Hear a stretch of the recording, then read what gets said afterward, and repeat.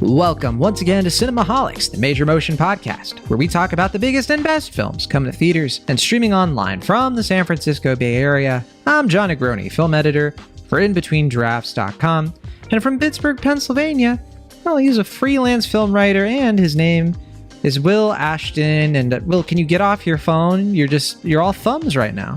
What's that? Click, click, click. Hello? Hello? Will, are you texting with a physical keyboard?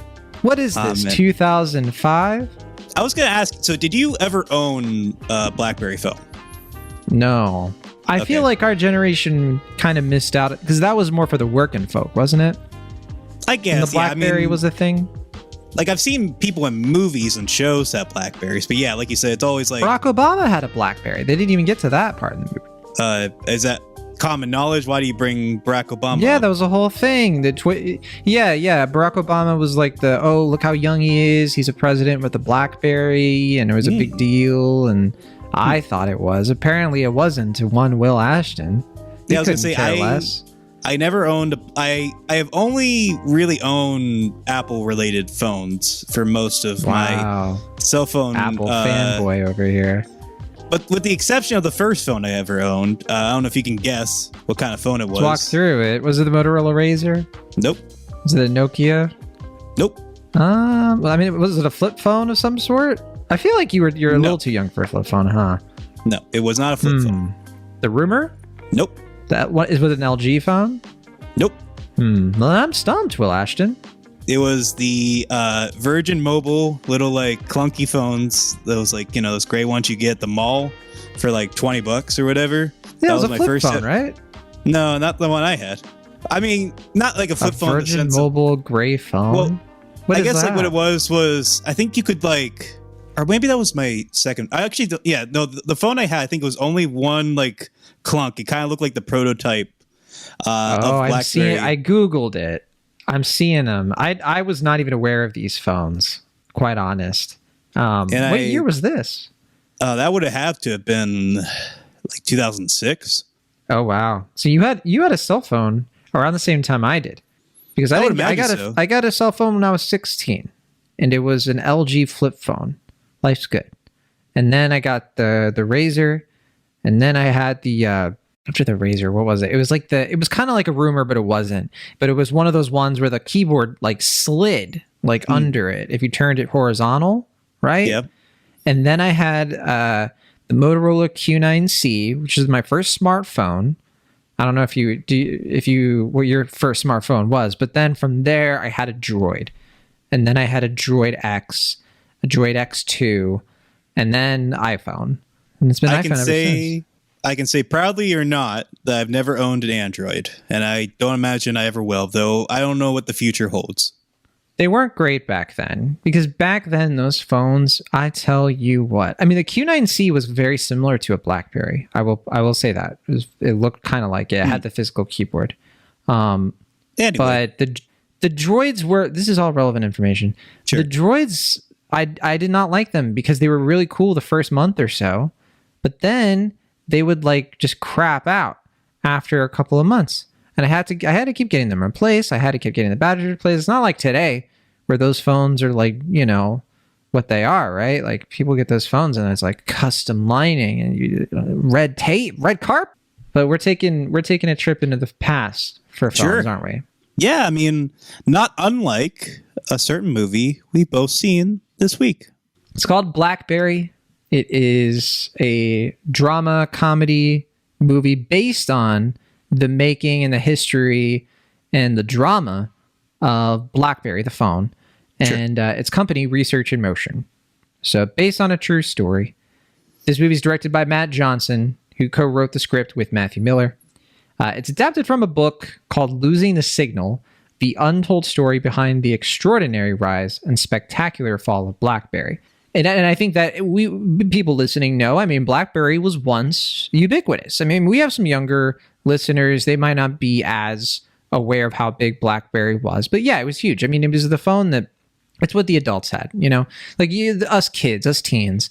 We had our flip phones. We had our little gadgets. But BlackBerry was like innovative in how I was able to do the email and text. And it was like the thing in movies and TV shows. You look back in that era, people had their BlackBerries, and it was a status symbol more than anything else. And I'll tell you what, well, I didn't know anybody who had a BlackBerry, right? I'm looking on the TV and I'm like, the president has a BlackBerry. I'm not the president. You weren't even aware of that. You were like, who cares? Yeah, I didn't know that. I don't really know a whole lot about BlackBerry before watching this movie, I'll be honest. I knew some because, you know, some people listening know I'm in the tech business. I learned a lot about BlackBerry kind of after the fact, you know, over the course of the 2010s. I was and what gonna say, happened with them. You without giving too much away, you work for Apple, so I imagine this was like the feel good comedy heartwarmer of the year. Oh gosh. So I'll point that out. I mean, look, I've worked for Apple for a long time. I don't work for Apple TV. But yeah, you know, and I work in the phone business, you know, I work in I am certainly a connoisseur of tech. I like to keep that, you know, close to my pocket. You know what I mean? But yeah, I remember like when I first started working for Apple back in 2014, this is Apple corporate to be clear. I remember like being like, okay, you know, I got this job and I got to learn a lot about all these companies. And BlackBerry to me, I mean, RIM in general has always been such an interesting story. I remember around that time, we got a bunch of Steve Jobs movies, right? So Steve Jobs died in 2011, I want to say. And when he passed away, that's when, you know, the Walter Isaacson book was either about to come out or already come out. But we got those movies, right? We got Jobs, the Ashton Kutcher one. We got Steve Jobs, the Danny Boyle movie. We had Pirates of the Silicon Valley way before that, but... Yeah, that one, the Danny Boyle, Aaron Sorkin one was, I believe, based on the Walter Isaacson book, at least in part. Yeah, if it wasn't an adaptation, yeah. It's hard to say, right? Because both the Ashton Kutcher one is a more more of a biopic kind of thing. It's more traditional, whereas the Steve Jobs one, yeah, it's a little bit more sensational, but it's a little bit more experimental. But that's all to say, like, we've gotten movies like this before that are kind of covering these folks who like were, you know, we kind of trace them at the beginning and kind of see how they progress. It's actually kind of interesting because this movie BlackBerry kind of feels like a mix of Jobs and Steve Jobs. The movie's not the person. Right. I was going to say, weirdly, the one, it did remind me of those films, but more so, weirdly, it reminded me of a film, I don't even know if you remember, that came out before those two, called I, Steve, I believe. It was The Funny or Die. I did not see I, Steve. Which, you know, it was fine. It was the Funny or Die version, but it had like a lot of like notable cameos in it from like random, you know, like TV stars and like comedians. And watching this movie with almost a cavalcade of you know, cameos from, oh, it's that guy. It made me think of that film. I hear you. I mean, it's certainly like it's recent history, right?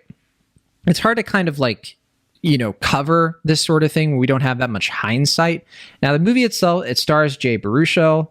It also stars Glenn Howerton. I don't know if I've seen Glenn Howerton in a movie before, unless I forgot. Well, but of course, Always Sunny, right? Yeah, of course, Always Sunny. He was in How It Ends, but I didn't see that.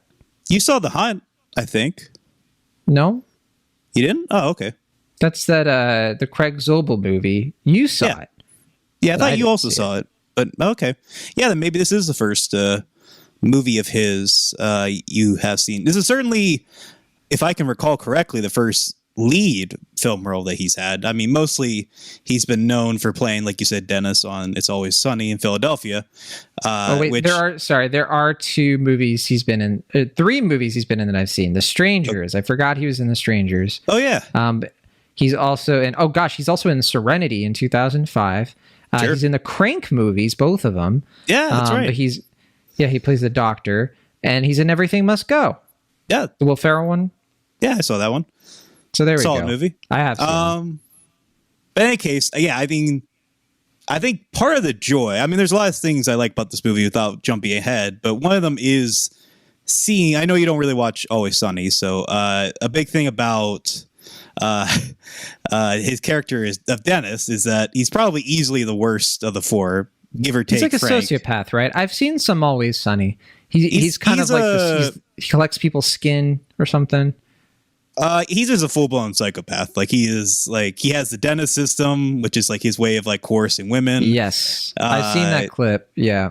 He's just, as the show has progressed, he's gotten more self-aggrandizing and deluded and psychopathic, without giving too much away if anyone wants to catch up. It's a very funny show. It's hard to recognize him to an extent, unless you watch the show, right? But like for me, it's like, man, I really got to look at the guy and be like, yeah, that's Dennis, but like, what a performance, because he disappears into it. I forget like that I'm looking at him, quite honestly. Yeah, I mean, he shaved his hairline back for the film, and gray, around the edge, a little bit of gray on the sides. But yeah, he's taking basically that like uncontrolled mania and that self-interest and all those like psychopathic tendencies of Dennis and applying it to the biopic mold. It works spectacular for him. I think this is a really strong. He does that like so much so that when Rich Sommer shows up in the movie, Harry Crane, of course, from Mad Men, there's no sociopathy left for him. He's just got to be normal. Yeah. Because I think I sent you, there was a tweet I saw that made me chuckle of someone's like, when Harry from Mad Men met Dennis from It's Always Sunny in BlackBerry, and it's the Teenage Mutant Ninja Turtles shaking hands with the Power Rangers, and I thought that was a funny little gag. And the joke here, of course, being, if you don't listen to Mad Men, which where we cover Mad Men, me, Will, and Mike Overholtz, Rich Sommer's character in Mad Men is a psychopath, and I like to point that out a lot. And so the movie also stars, in addition to Glenn Howerton and Jay Baruchel. Jay Baruchel plays, by the way, the founder of Research in Motion. He's kind of the genius guy. He's like the Steve Wozniak. And then Glenn Howerton is kind of like the Steve Jobs a little bit. He's more of like a shark. He's more of like a Mark Cuban type, but like, with a much, much more hot-headed personality. I'm not saying that Jim Balsillie and Mark Cuban are the same dude, not at all. But, more of that sort of like Wall Street cutthroat kind of dude. These folks are Canadian, though, to be clear. And then Matt Johnson himself plays Doug, who is like the co-founder of RIM, best friend of Mike Lazardis, the Jay Baruchel character. He's like the real genius, but like Doug is his buddy, but also his conscience. Right. And he's just a rip-roaring fun. This movie starts in 1996, and his wardrobe does not change as the years pass. Right. And it's one of my favorite things about the movie. I think that's quite certainly. I also love his assortment of movie T-shirts that he has, a seemingly endless variety, as well as some video games. But their picks for movie night, which persists throughout the movie, is all great, all admirable. Yes, absolutely. A cavalcade of cult classics, as it were. But yeah, I mean, the thing I was thinking of is that this movie weirdly kind of plays as like the B track to The Social Network, and that like obviously Jay Baruchel is kind of like a calmer version of Mark Zuckerberg. Glenn Howerton's kind of playing like a more psychopathic version of Justin Timberlake's character, and then Matt Johnson's just kind of playing the like Andrew Garfield character. And it's just kind of like, what if like all the bad, Citizen Kane-esque stuff that happened in their personal lives while on the path to success happened in The Social Network, except instead of making one of the most defining social media sites in the world, it all blew up in their face. And I think that's a really kind of fun and fascinating and tragic story to explore in this film. Yeah, one thing I really like about this movie, it is very focused on just these men and their like interpersonal work relationships. They're not really going for a biopic. They're not really like, we don't spend time with these people's families. Like, we get the indication that they're married. We see pictures of like their kids and stuff, and we certainly see them interacting. But the stakes of the movie, it never like cheapens it to like, well, I'm doing this for my daughter. Like, it's never like that. It is always like rooted in something more about like the technology and the mythos of BlackBerry. And it's a very interesting decision because in a lesser movie, I think, so Matt Johnson, who directs this and stars in it, co-stars, I think what he's tapping into is like, he's like, oh, it's a bigger challenge. It's the less safe route for me to try to get you invested in the mission of the Michael Zyrtis character at the beginning and sort of watch as these events play out in ways that people might not be as aware of. Like, I don't want to give too much away, right? And like what happens with BlackBerry. Obviously, we know BlackBerry is not a big deal anymore, but I think it's more about the journey than the destination. In this case, what facilitated all of this? And I mean, I'm curious whether or not you find a lot of this stuff like true in the sense that like, do you buy sort of the dramatization of it? Because certainly there's a lot of stuff here that's like stretched for the truth. I think we go into these movies knowing that is the case. But was that an issue for you at all in terms of like tracking this story? Like, did you feel like it was a little bit too, like, I don't know, upfront about what it is and not adding in that extra social network stuff? Like, there's no sort of thing where it's like, it's really about how he wanted a girl to notice him. In this case, it's a little bit more streamlined. I guess so. I mean, in addition to the social network, I kind of look at this as kind of a fascinating parallel to Air, the Ben Affleck movie that just came out. Yeah, just came out. Tetris too. Sure, I didn't see Tetris, but I feel like Air is another film. It's fairly straightforward in its story, but it's also like another film that, give or take a few exceptions, that's primarily about the characters' whole or work life, like their dedication to their job, their desire to like kind of go against the odds and kind of prevail, and like get this like huge deal that happens. And also like structurally, that was a film that was heavily improv'd, as I learned after the fact, because of you. And I feel like that's also true with this movie. Like, I feel like there's, even though like the story of it's pretty tight and structured, like I think I see that there's like a lot of like, improv or room for like them to kind of play with the characters and what they could do. Like, I could be totally wrong and I could be way off the mark, but that's just the vibe I get watching the film. It just feels like a kind of interesting comparison where it's like, you're watching two kind of stories about like characters trying to go against, their inhibitions and trying to like kind of be the version of themselves that's most successful, most forward thinking. And in that case, it obviously works out. We know that. And this version, it doesn't work out. And we know that, but we're still kind of caught up in it and like getting their perspective and feeling involved and like understanding emotionally why they're making all these decisions throughout the film. I like both movies. It's not a competition, but I like BlackBerry more. And the reason I do is because you're right. They are sort of like these dark parallels with different sort of like expectations going in for the viewer. Unless you don't know that, like maybe some people watching will be like, oh yeah, BlackBerry, that's cool. That's still around, isn't it? I mean, it kind of is actually, I think.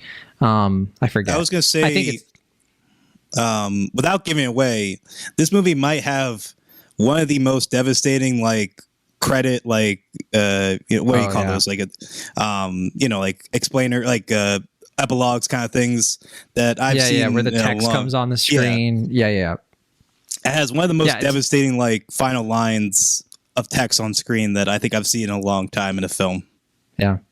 But the reason I like this more than Air is because I like Air. Air is a movie. It's fun to watch. It's a dad movie, that kind of thing. I mean, everyone can enjoy dad movies. Don't get it twisted. But I think it's just one of those movies where you're watching people be good at their jobs and taking big risks. And you're like, what a fun, inspiring story. This movie, I think it has a very, very clear message. It's like right there at the very beginning of the film. It sets that promise in really early, and it tells you this is what this movie is about. It's about how this guy is a genius, and his passion for technology is what's going to lead to BlackBerry being a thing. But then here's the weakness, and it's the sort of like, you're seeing that like success can come even when you compromise your values and even when you make big changes, but it's a long-term descent. And I think in the tech world, sometimes people think it all comes down to like one decision, particularly with BlackBerry. I think a lot of people are like, it's only because the iPhone happen. It's only because BlackBerry couldn't adapt. It's only because Nokia bought BlackBerry at one point. It's only because this, it's only because that. But you're watching this movie and you're seeing like they're hit with challenge after challenge. All of these roadblocks to them being successful, hostile takeover attempts, BlackBerry's just like crapping out on their servers, all this like legal stuff that happens. And you see that like it is an entire mechanism of like doom that happens to companies. And I just think that it brings that message home in terms of like, here's this character at the beginning of the movie, here's this character at the end of the movie, here's how he gets there, and here's why it happened. And it just lays it out so elegantly and without being, I don't know, too sort of like, it's not glorifying any of the stuff that happens. It's not relishing in the downfall of anything. It's just so matter of fact about it, right? And I think that's what these movies should do more often, I guess. It's not trying to like, play it over the top. It's not doing the Tetris thing where we got to have like this whole like Russian spy movie happening all of a sudden. No, none of that. It's all like flavor in terms of how it delivers its message. Yeah, I mean, to kind of answer your question in a belated fashion from before, I think a lot of that has to do with, this is a pretty small budget film. So I think they're pretty economical. It's a period piece, and which are not cheap films to make, and not like a period piece in a way that we're traditionally known it to be, but like this is not of the present, and you have to have a lot of things that like make it feel of a piece with that time, but they don't really have a lot of budget to play with. It's a Canadian production of some small means. This might be the first Canadian film we've ever like reviewed as a main review on this show. I'd have to I guess, well, at least since the 20th century. That can't be true. It has to be at least since I feel like we've done century. A lot, but we've just not pointed it out, right? Sure. But in any case, I say that because I feel like this is the most notable Canadian release in a while. Like it got like a fairly wide release. It's like not shy about talking about its Canadianisms and all that jazz. Well, it's not a very wide. It's only playing in about 450 theaters. Oh, I think yes, mostly in Canada. No, it's not playing everywhere. It's only been out for 5 days, and I think it's going to be expanding and everything. But just look at the box office. It's only made 520,000 worldwide, and most of that, North America. So United States and Canada. But yeah, I mean we're still kind of early days on this movie in terms of, I think it'll probably expand because the reviews are so good, but we're in summer movie season as well. Fast 10 is coming. Little Mermaid is coming. It's counter programming. When I went to go see it, I mean, it is playing in a few theaters around the Bay Area, like I think 3 total. And for reference, the Bay Area has like 20 to 30 theaters. When I went to go see this movie, it was packed. Not every seat in the house was filled up, but I mean, people were like, "Oh yeah, this is the only theater playing it." So, and also Silicon Valley was a theater in Silicon Valley, so of course, it's selective watching there. But money on the table, if you ask me.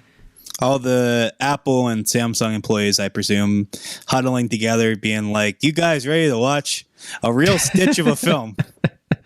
Yeah, because I don't know if Research in Motion even has like an office in this area. I mean, Nokia is in the area. I don't think they own RIM anymore. Let me double check on that. I generally haven't kept tabs on BlackBerry in about 5 years. Sure. I mean, why would you? Like, yeah, I mean, curiosity. That's about it. But yeah. Schadenfreude, I guess. For whatever reason. Schadenfreude, you mean? Schadenfreude, yeah. I don't get Schadenfreude from the BlackBerry story, not at all. Anyway. I actually find it kind of tragic that BlackBerry couldn't be the Little Caesars to, Apple and Google kind of being, and Samsung to an extent, I guess, being like the Domino's, Pizza Hut, Papa John's. Like I've always felt like BlackBerry, it had a niche, it had a really cool thing to it, but yeah, they just could not. They just could not compete at a certain point. Yeah, I think their last phone that I'm seeing here, they started making Android phones in 2015. I remember that, the BlackBerry Priv, but I don't know what their most recent phone is. So yeah, no idea. Way to strong arm the Pizza Wars into this. I always will. Kudos to you. Oh, so Their most recent phone, I found it. It hasn't come out since 2018. I think that's like the last time I was keeping up a little bit with BlackBerry. That's BlackBerry Evolve X. Never even heard of this phone, actually. I mean, if I did, I just forgot it existed. So anyway, you were saying. But yeah, to go back to my point, in addition to it being a fairly small scale film economically, it's also just it's condensing a lot of history into 2 hours. And like you said, I admire how smart it is about like kind of just getting to the facts, but not feeling like a Wikipedia entry. Like so many biopics that we see just kind of feel like, and then this happens, and then this happens, and then we meet this person, and it doesn't have like intentionality to it. It's like you're supposed to be telling a story.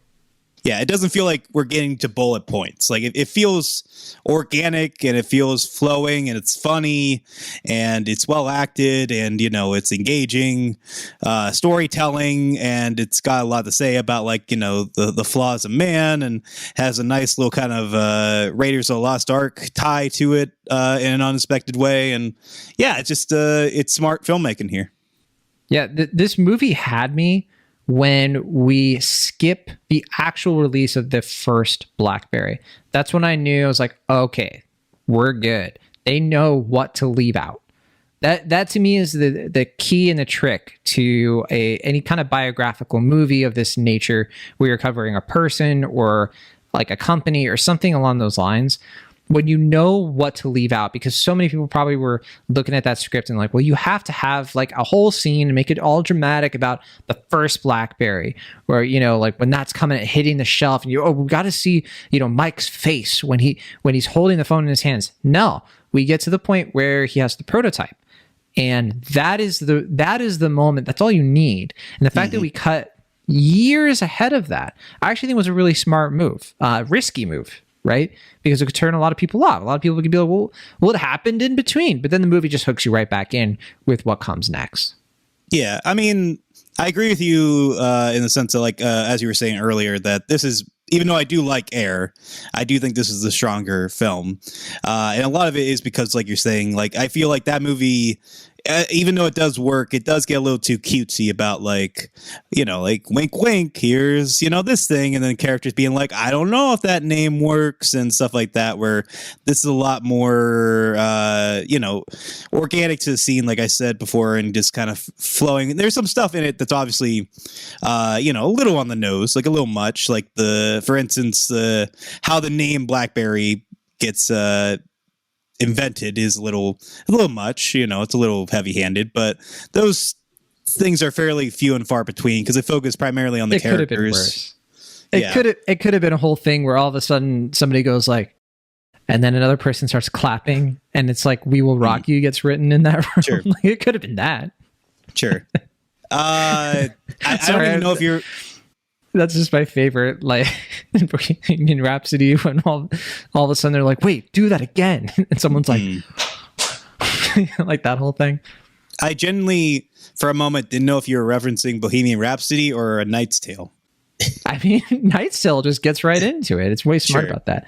I do have a correction. I did see The Hunt. You were right. I forgot that I watched this movie. I brought it up on Letterboxd, and I loved it. You did. Yeah, I was confused. I just don't remember talking about it on Cinemaholics. And I was like, well, if I don't remember it from Cinemaholics, how? Well, maybe you just like watched it during the pandemic, because it came out like very shortly before everything shut down. Maybe you just like watched it on VOD or something. And you just kind of forgot it because, that year. We did a review, episode 159, The Hunt, Guns Akimbo, I Still Believe, Never Really, Sometimes Always. This is the episode. I remember this episode because we had Amanda the Jedi on. It was fun. The first time.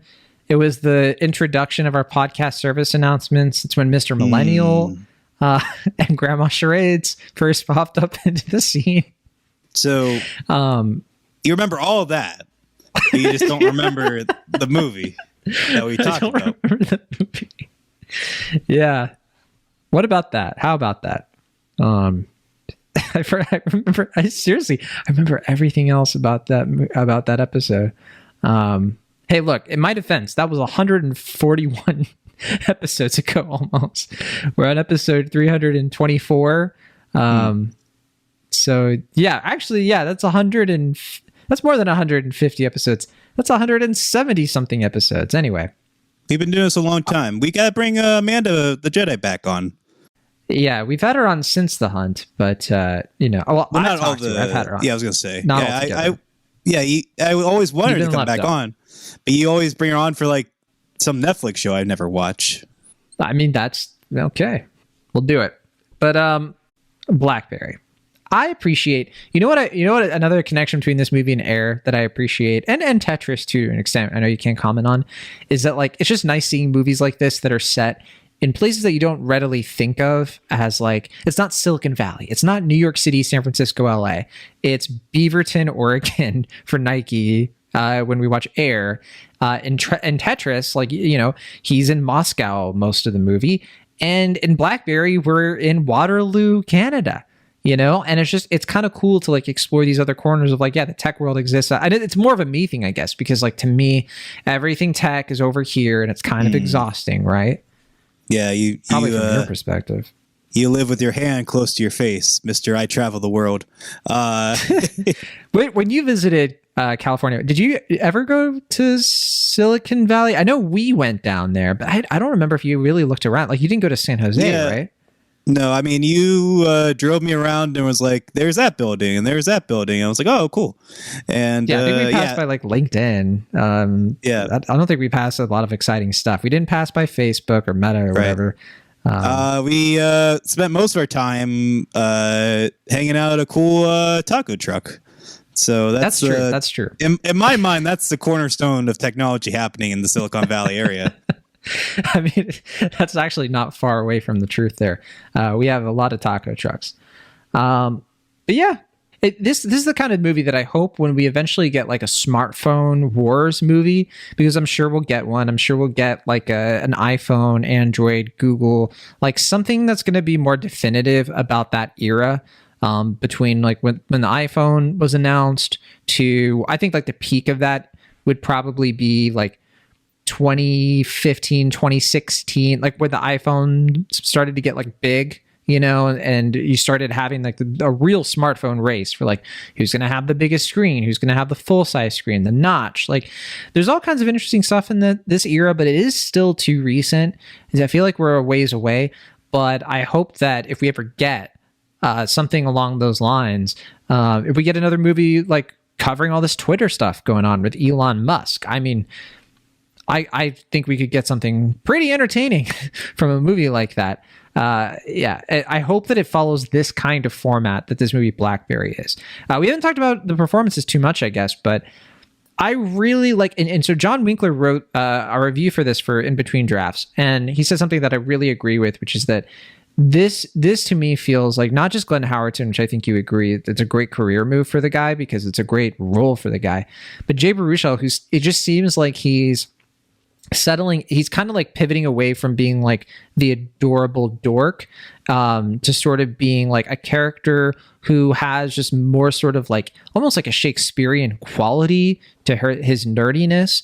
I don't remember This Is the End really to that far detail, because I feel like that was the last movie he was in that was like, I mean, what has he been in anything else that has been I don't know, a major role for the guy? The How to Train Your Dragon movies, but he voices those.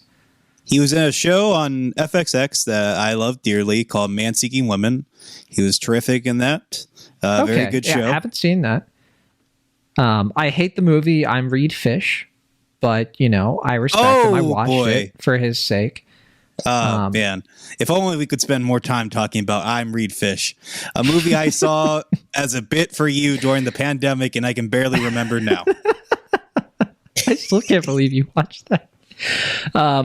For me, the big Jay Baruchel movie, my introduction to the guy, I think, was She's Out of My League, because I think that came out before How to Train Your Dragon, or actually like the same time as How to Train Your Dragon. Same year, because that was the same year Sorcerer's Apprentice also came out. I was going to say, a big year. That was a big 2010 because I remember him from Knocked Up. Right. Sorry. Yeah, he was in Knocked Up. Yeah, he's great in Knocked Up. I was going to say, like, a string of like notable supporting turns. Yes. But yeah, 2010 was just like when Hollywood was all in on Jay Baruchel. Jay Baruchel fever. Yeah. Well, he kind of had like that thing, you know, where he's talking like this, and he's like, "Hey, look, man, I just want to, you know, work on my phone." Sure. He was just so endearing. You know, I mean, I get like, you know, like when Superbad became like a huge hit, and they were like, "Oh boy, like we gotta just like put all of our stock on the Apatow crew." It made sense, like, all right, you know, like Jason Segel, he writes his own screenplays, was on How I Met Your Mother. There you go. But then, yeah, like Jay Baruchel, I can see like they were like, okay, yeah, you know, lanky, dorky, nerdy stuff's kind of cool now. It's happening. Let's put him on the front of movies. But then, yeah, unfortunately, he kind of got typecast in that. And this, you know, it's interesting because like when the movie starts, you kind of see him playing into that typecast to a certain extent, but the role as it evolves sees him kind of playing into that to some extent, but also like pushing past it in a way that's like, you know, he's, you know, going against those instincts, but also it's like the character himself is sort of playing a character as well. Like someone like a Jay Baruchel character trying to be a tough guy and stuff. And it's a transition that I don't imagine you're going to agree with me on this, but I feel like is not quite as organic as I was hoping. It could also just be because of the extreme time jumps in the film. But it is one that I think is very fascinating and gets to the root of the tragedy of the film, which I find very. I think it works for me because you can tell that it's not really him. You can tell that what he's doing is a performance, and he is acting a certain way, not because it's his true nature, but because it's what he thinks he has to do, and he's fallen into these habits. I think that's why the performance actually really struck me, if anything, because I didn't believe it. Because there's still those glimpses, right? Of like, he still has that tick to him of like what he really cares about, but you just see it. It's like it's become a defense mechanism for him at this point to cope with everything that's changed in his life, for him to just be like, I have to be like Jim. I have to do what Jim does. And it's that age old mantra of like, you know, if you show me who your friends are, I'm going to show you either who you are or who you will be. And that is another really interesting underlying theme to this movie. Yeah, I mean, to be fair, I wasn't criticizing his performance, but rather what I thought might have been a fault of the kind of truncated story. But I agree with you in the sense that, like, yeah, we're not really supposed to believe that this is him being true to his character, that he's fully become this person, but rather him acting as though he has to be this because that's the only way he can really succeed and fulfill his dreams. Little does he know that he's going to go against everything that he values and subsequently tarnish his legacy in the process. And it's because he has that speech, right? He was like, well, perfect is the enemy of good, or like good enough is the enemy of humanity is his response to that. Right. And like that ethos, like I also just really love what this movie has to say about, company culture and what really attracts people to work at different places. And we see this all the time with these companies. I like to watch YouTube videos a lot on sort of how like the progression or the downfall or the rise of certain companies. And you see it time and time again. Like they start out like a startup or like some kind of small business and everybody's plugged in. Everybody has a stake. Everybody wants to see it succeed. But then you bring in the Michael Ironside character, right? You just slowly suck the soul out of it. It goes public. It has shareholders. Every year, it's not about just like making money and having a great success and living off of that. We have to make more money than last year. We have to, grow, do whatever it takes. And that just, what ends up happening is like you look around and you see like what brought you to that place of genius, like that BlackBerry concept. The real innovation that they stumbled upon came from that first room, or the first time we see that room that they're in, where it's the guys hanging out. And yeah, they have a lot of problems. They needed help. They were naive and they let themselves get sucked into, the pirates of Silicon Valley. But at the same time, these were guys who really cared about each other and were able to do what they did. And that was the thing. Like this movie's like high point is when it seems to like argue that if you have a healthy balance of these things, then everybody gets what they want. Right. And that really is like sort of like this after the first time jump.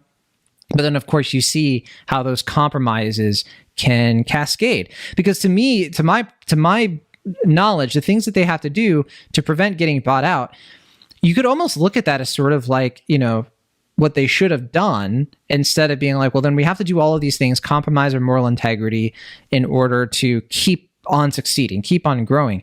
Maybe they didn't have to do that. Maybe they just had to let it end, let a good thing end. There's something that Canadian TV shows and British TV shows tend to be better at than American ones, is that they end at a good time. They end on a high note. They don't just keep going and going and going. I think of like Schitt's Creek, which I don't even think you've ever seen, but that is a show that perfect length. They were like, all right, we did like 4 seasons. I think it was 4. And it was just like, we told the story. That's it. And then it ended. And nobody, like, there was no sort of like, well, we got to come back. We got to do, nah. It ended and everybody liked it. The end. Yeah, I mean, I saw a little bit of it. I don't know if I've ever watched like a full episode, but I'll take your word for it. It was playing during like you were at a college party and it was playing on like the TV and you kind of like looked over and. Nope. That is another reference to Mad Men. Subscribe now on your podcast of choice. Wherever you find your podcasts.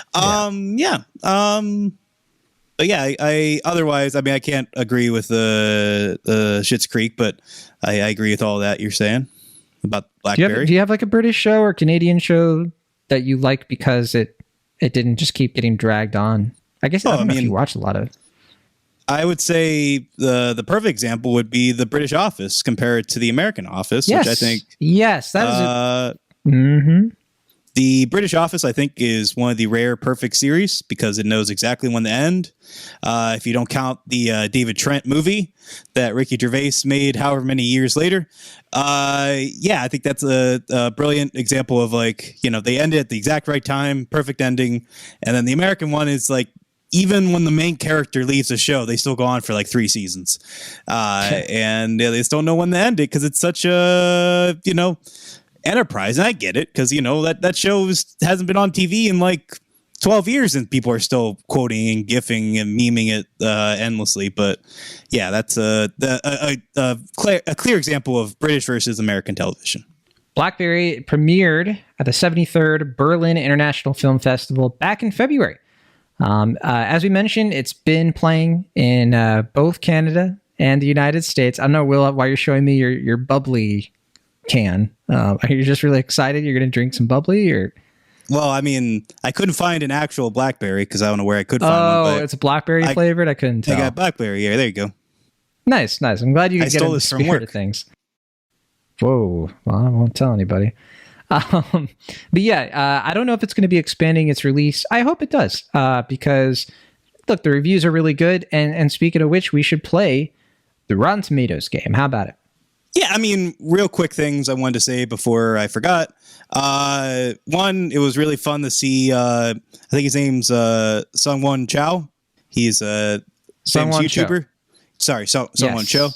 I don't think I've ever seen him in a movie. He's done a lot of Instagram reels. I don't send them to you, so I know you won't care. Oh, I like his stuff on YouTube, but I don't watch all of it because I know it's a lot of video game and anime stuff that I don't keep up with.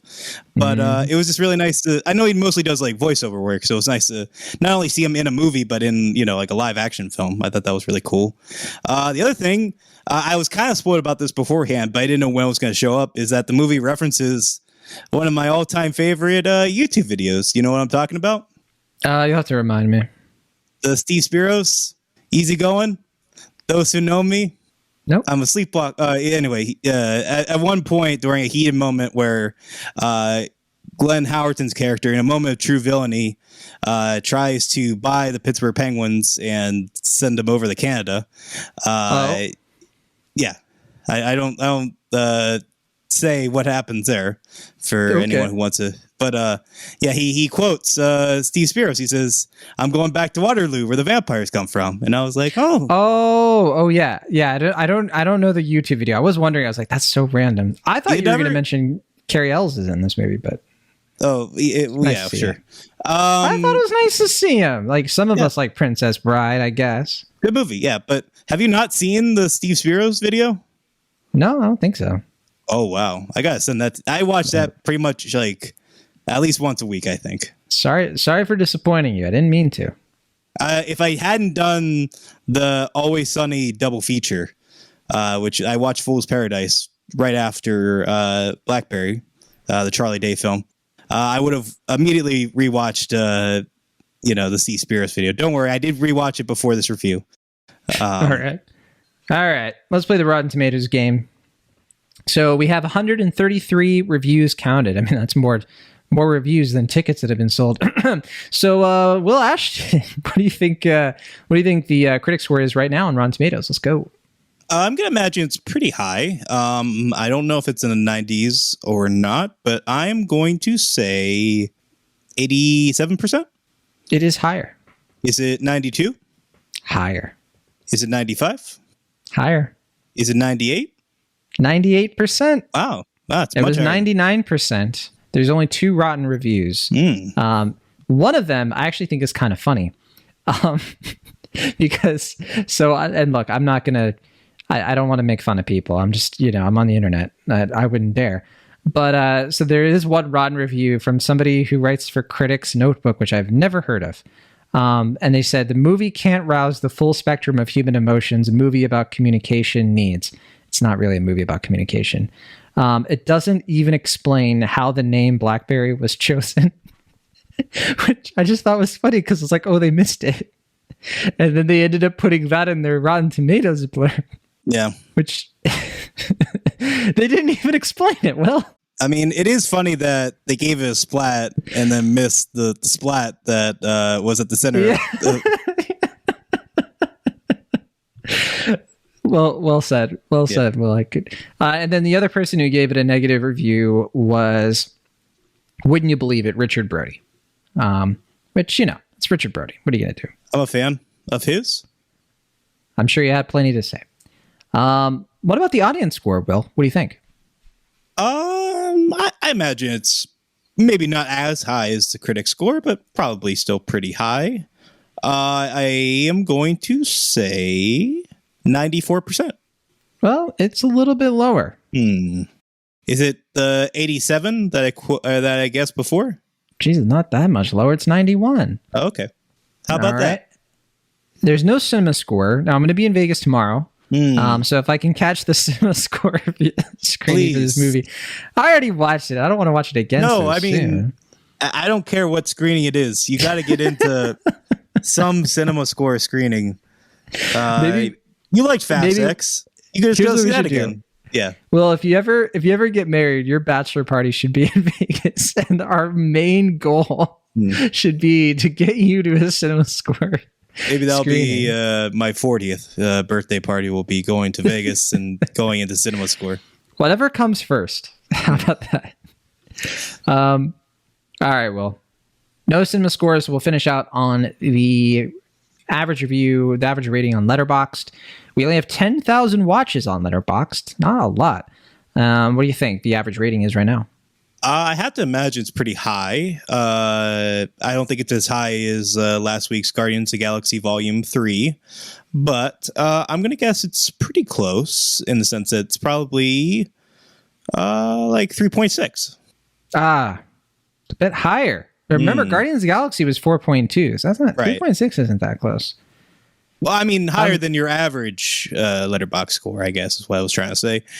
Is it 3.8? Higher than 3 points. It's 3.9. Almost got it. Okay. So, okay. And I just double checked, and Guardians of the Galaxy is still 4.2 average rating. I double checked. It's like, I wonder. It's holding steady at the box office. It is. It's big. It's an unmitigated success, as a lot of us predicted. But yeah, I mean, I'm looking at my Letterboxd, Will, and it's almost unanimous. I'm seeing nothing but I'm seeing lots of 4s, a few 3.5s, but like almost 4s across the board. Friends of the show agree. Emma Sasek gave it 4. Chris Evangelista gave it 3.5. I mean, the gang they have BlackBerry fever. A Man of the Jedi, who we were just talking about, 4 stars. I actually don't have, I don't think a single negative review. Yeah, I don't have a single negative review. So look at that. Maybe this thing's going to have a little bit of buzz at a couple of awards this year. I doubt like the Oscars, but I could see, a couple spots, a couple things. Critics' Choice, HCA, let's see it. Yeah, I was. I mean, I think the best chance it has would probably be for Glenn Howerton's performance. I don't know if it's going to get an Oscar play. I'm sure IFC is going to try to push for it in some fashion or another. But I definitely could see, like you said, some critic choice associations would probably champion it. Yeah. Probably maybe get in a few adapted screenplay if that's a weak category this year. You never know. Yeah, we'll see. I mean, if Killers of the Flower Moon is as good as people are hoping, and we'll find out soon enough when it premieres at the Cannes Film Festival happening right now. I could see it losing to something like that, but it's way too early to know. It certainly is. But that'll do it. I certainly know that it's time for us to say goodbye. Next week, what are we talking about? Well, are we talking about Fast 10? The Fast and Furious 10? Fast 10 or Fast 10? I hope we can also talk about Sanctuary at some point. I haven't seen it. Calm down. I could get a screener, but I don't even think I have time to watch it. The one I don't think Sanctuary is coming out near me this weekend, to my knowledge. But the one I was, if we didn't do Fast X, it's limited release. Yeah. If we didn't do Fast X, the one I would be pushing for, and one I'm hoping to see in this upcoming week is Master Gardener. Paul Schrader's Master Gardener. Heard it's bad, but also I've heard it's good. It's good. Yeah, I've heard it's good. That's all I need to know. We do have, I think, yes, we have Lenora Waits reviewing that for us at In Between Drafts. So how about that? So we'll see what happens. I did see Fast 10 on Monday. I saw The Little Mermaid last night. And I could use a Sanctuary right now. I'm a bit blockbustered out. That's a lot of movie 2 days in a row. I'm not going to lie to you, Will. I mean, I know you liked Fast 10. I don't know. Yeah, Fast 10 was neat. I don't know where you stand on Little Mermaid 2013. It's not that bad. I've heard people say it's the best Disney live, or one of the best Disney live action remakes, and I'm saying, is that a threat, a phrase, or is that? It's like it's better than Beauty and the Beast. It's better than The Lion King. It's better than Pinocchio. But I mean, look, I'm saying that it's better than these movies that are trash. I think it's about as good as Cinderella, which I didn't like that much, but I know other people did. So I think it'll do fine. I think I still like Aladdin a little bit more, but I mean, they're all just kind of disposable to me. It's better than Mulan, way better than Mulan. Forgot about that one. I mean, and then what else? Peter Pan and Wendy, and then I think Cinderella for me works in that disposable way because it's not being like so beholden to the Disney film and reminding people of that, but rather just being another adaptation of Cinderella. Not the best, but certainly not the worst. And it's just another version of Cinderella. And that would be my hope for Little Mermaid whenever I get around to seeing it. It's pretty beholden. It's kind of like doing the Beauty and the Beast thing where it's like we got to have a new original. We have to have new songs. Because of course we have to do exactly like the same things, structurally the same. But I think where it does kind of work, it works way better in the second half because like when the main girl, I forget her, Haley something, when she loses her voice, this is going to sound terrible. Bailey? When she shuts up, no, it's not that. But like when it kind of becomes actually pretty interesting when it's just her and the guy sort of like trying to connect, and it becomes more of like a romantic comedy. And it's the same thing as like that's my favorite thing from the original Little Mermaid. I was like, get out of the water, it's too wet.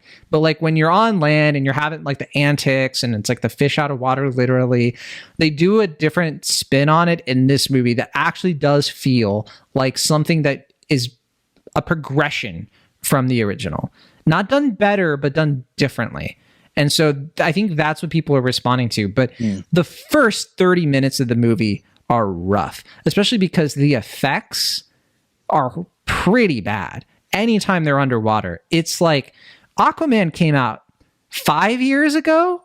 Are you sure? Because I'm watching this movie and like it's making Aquaman look like Mad Max Fury Road. I don't understand it. And, the underwater effects are atrocious.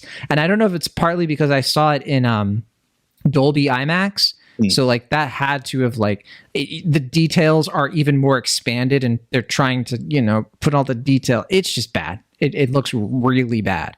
But then when they're on land, it's fine.